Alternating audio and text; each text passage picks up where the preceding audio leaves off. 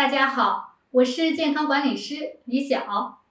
黄帝内经》当中说，脾有邪，其气流于两臂。这句话的意思是，脾胃有病啊，就必然有邪气滞留在两臂。两臂指的是大腿内侧和我们小腹交接处的腹股沟的位置。腹股沟呢，也是脾经循行的必经之路。因为我们长时间的久坐的时候，腹股沟这里的气血运行就会变得非常缓慢。如果同时呢，脾的功能又不好，就非常容易在这里形成阻滞。因此呢，拍打腹股沟是一个可以打通脾经、可以健脾的一个方法。下面呢，我们就一起来学习一下拍打腹股沟。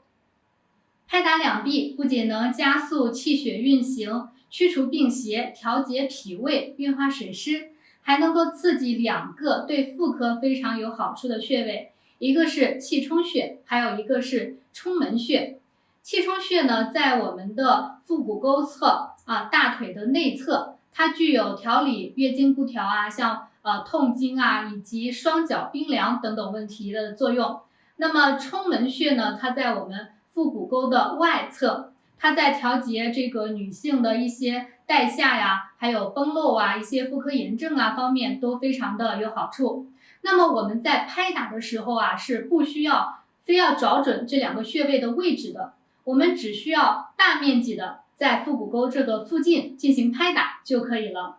那么拍打腹股沟的方法呢，就是我们站立在家里或者是户外都可以，双脚分开与肩同宽，膝盖微微的弯曲，我们感觉到自己尾椎末端的这个尾巴骨啊，它是向内蜷起来的，就是说呢，有一点像我们将要坐下去的时候，刚刚准备往下坐的时候，这个准备的动作，不是说让您把这个脊背、腰背挺得很直，而是放松一点，让我们的膝盖微微弯曲，让尾椎骨向内卷起。平时呢，如果是久站腰酸的人，也可以这样站比较方便于受力，也可以保护自己，更像是我们站桩的这样一个准备动作。我们从肩膀甩起来利用惯性把我们的双手拍打大腿内侧的腹股沟的位置，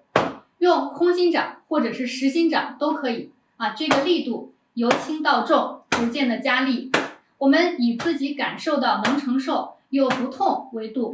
直到拍打到我们腹股沟是微微的发热为止。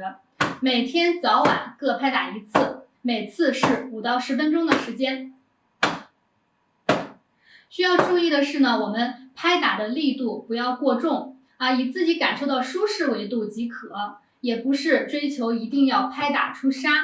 那拍打的时候，如果在户外也需要避风天气比较凉，风比较大的时候，尽量不在户外练习，也可以隔着一层比较薄的衣服。那经期、孕期呢，都不要拍打。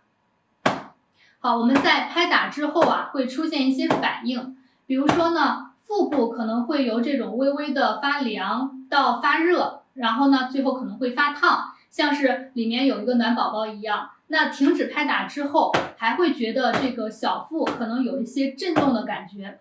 再一个呢，就是可能会感觉到小腹会带动我们整个后背以至身体都在发热，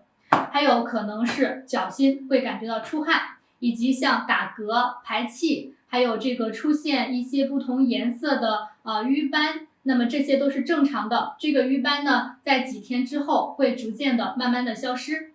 那也可能呢，我们拍打之后会感觉大腿内侧发热、发痒，这些都是属于比较正常的反应，那大家可以不用担心。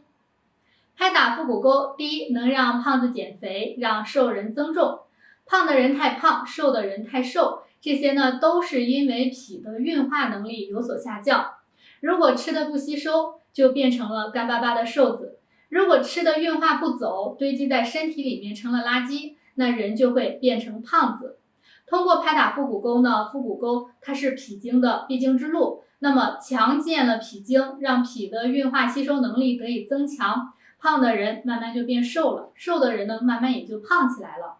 第二，拍打腹股沟还可以改善便秘。在拍打的时候，我们通过外力可以直接加速肠道的蠕动。